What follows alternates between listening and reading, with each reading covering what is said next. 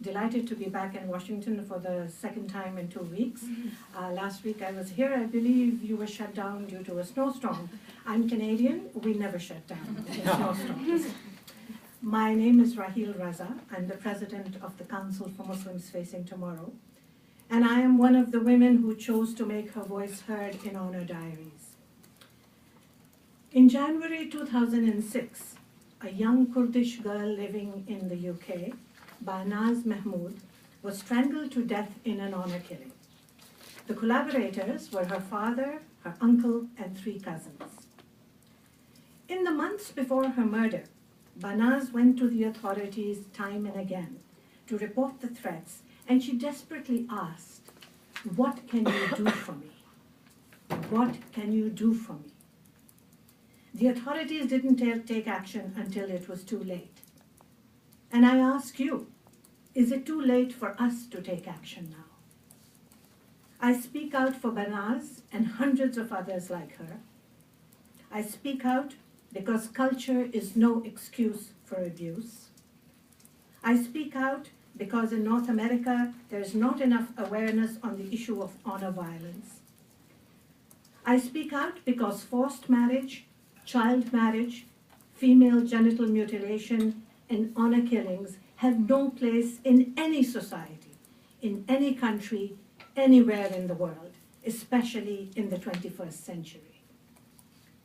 In the last 2.5 decades, it's estimated that 125 million women and girls have suffered female genital mutilation, also known as FGM. This is an atrocity. The US Centers for Disease Control and Prevention believes that 150,000 to 200,000 American girls are at risk of FGM. This happens when families take their daughters abroad to have the procedure performed, a horrific practice with the distasteful name of vacation cuttings. And it happens here, in this country, behind closed doors. As a society, we don't talk about it, so it remains largely hidden and not reported in the US media. At the same time, against the backdrop of marriage equality, about 1,500 girls are forced into marriage in the United States each year. One of the reasons for this is also creeping Sharia, which has somehow got a green card to migrate to the US. But as we all know, statistics and numbers are easily forgotten. What we remember are the stories, and that emphasizes the importance of honor diaries. To make this film, Manda, 7 other women from around the world, and I came together to tell our stories.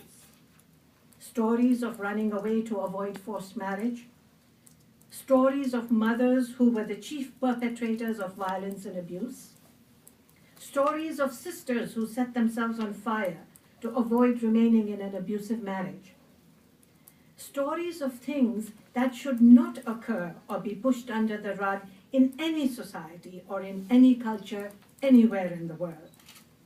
But yet, they do. My own story is that I chose to marry a person, though of my own faith, but from a different sect. And for this defiance, I had to leave my country of birth. It's difficult for those of us who live in secular democracies to understand that what you see in honor diaries is the norm in some countries. For example, countries like Iran and Saudi Arabia think that by locking away 50% of their population, which are their women, they have somehow found a solution to women's rights. That influence is now coming to North America on the back of stealth jihad. I've committed my adult life to speaking out against the practice of honor violence because I grew up in a culture where girls were supposed to be seen and not heard. So I decided that I must be a voice for the voiceless and act for those who are shackled by tribal customs and norms. Our aim is to expose, educate, and eradicate.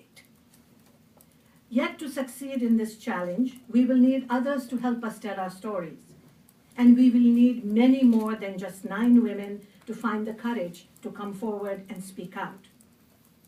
I emphasize courage because it must be understood that we speak out at the risk of harm and even at the risk of death.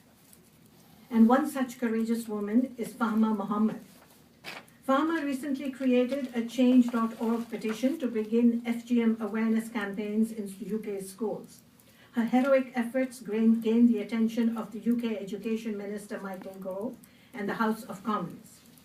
A couple of weeks ago, Gove agreed to meet with Fahma's demands, and every teacher in the UK will be trained how to recognize girls at the risk of FGM.